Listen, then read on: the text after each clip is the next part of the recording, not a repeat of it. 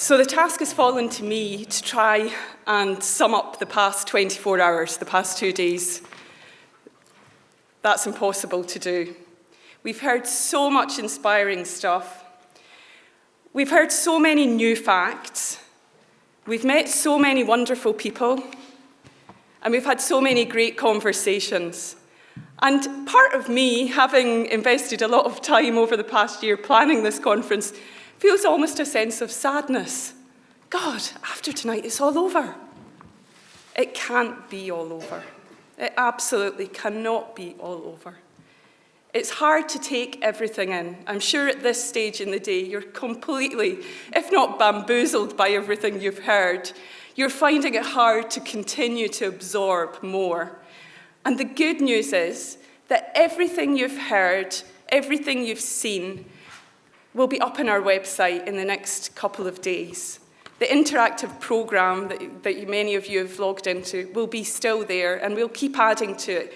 We have everything recorded so that you can study it. We'll be making products about everything, so it can't end. For sure, the past 24 hours has not been long enough. The conversations that we've started, the journey we've embarked on, has to continue. We owe it to each other, we owe it to our planet, we owe it to our children, and we owe it to the future generations to take this on. 3 thoughts come to mind as we come to close to the end of these 2 days. Firstly, that everything is connected. Pope Francis has this as a central, powerful message that runs through the entire encyclical. We are connected. We are connected to our planet, yet our blindness, our individualism, our foolishness, our distraction has prevented us from seeing this clearly.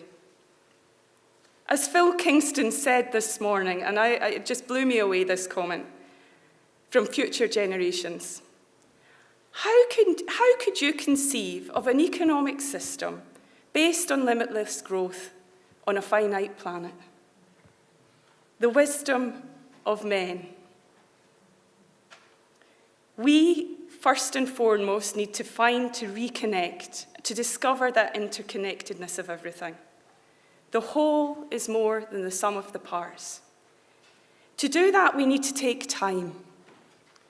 And time is something we have very little of.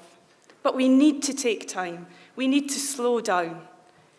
We need to concentrate, to observe, to become full of wisdom again.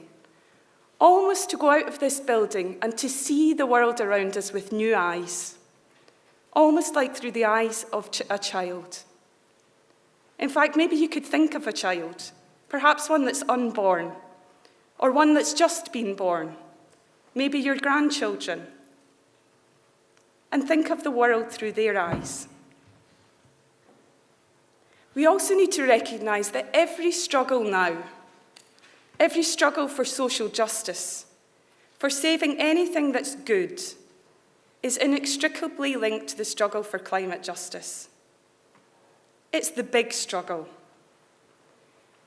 So we need to own each other's struggles. The whole is bigger than the sum of the parts. If I'm fighting for human rights, I'm for climate justice. If I'm fighting for the homeless, I'm for climate justice. If I'm fighting for gender equality, I'm for climate justice. And this is the reason why Trocaire took on this fight almost 10 years ago, at a time when people were a bit confused. Why would Trocaire, which was fighting for poverty, against poverty and for human rights, get involved in an environmental issue? The second point is that we are all connected. Right from the start of this conference, when Mary Robinson stood up, she reminded us of our interconnectedness to the planet and to each other. That our diversity is our strength. But we need to rediscover that sense of interconnectedness. We need to rebuild the sense of Mihil, Ubuntu, which, let's face it, has been broken by the consumer culture that we live in and we breathe every day. A culture that often denies the very existence of objective morality, especially in public life. We need to bring this spirit, not only in our local communities, but urgently into global political systems. If the dominant force in global politics is self-interest, where financial interests are allowed to dominate, we need to embed a new spirit of politics, of mehel, of fraternity. In essence, as Pope Francis says, if we have one common home, we need to become one tribe, one species, one family. And this requires a new ethic, a new culture, a new style of education. It's one that's an ancient one, but one that's also very modern, and was summarised very nicely yesterday when Andrew stood up and told us how he lives by Scout law. So we urgently need this new political leadership, which embeds the principle of the common good, and we have to build that here in Ireland. The third point is that we need to move forward and change the zeitgeist together.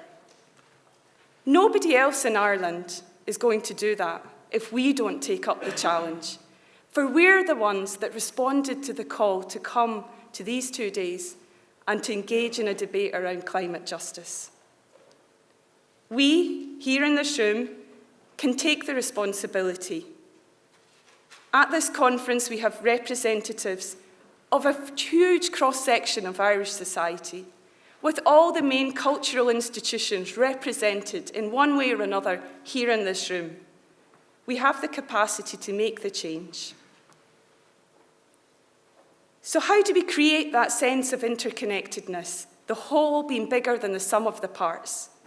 We have the tools, we have many of the policy prescriptions, we have many proposals, we have pathways, we've outlined some of them. We need to change the zeitgeist. We need to make sure that our differences, let's face it, the concern for our own brands, our own organisations, don't become our enemy and don't drive us apart. We need to own each other's struggles and get behind wherever the energy is. So if the energy is behind 350.org, let's own their campaign and get behind it. If it's behind the People's Climate, if it's behind Trocaire, let's get organised and let's get behind wherever the energy is. We need to support each other because vested interests are huge, as Bill McKibben reminded us. We need to share our successes. 2015 is a very important year, as the Ambassador has already said, and we can all take political action now. We need to raise the awareness in every avenue we can. We could all write a blog today. That's 300 blogs. We could all write to the Irish Times or any other newspaper. We could write to our local TD, and better, we could arrange to meet them. The 4th of July, and there are many practical things we can do. On the 4th of July, together with Stop Climate Chaos, we'll be organising a photo stunt to highlight the issue of climate injustice on Sandymount Strand, and you can join us there. In September, to coincide with the large concert, the Live Earth concert, we're going to be organising an event here in Dublin to highlight climate change through music. You can join us.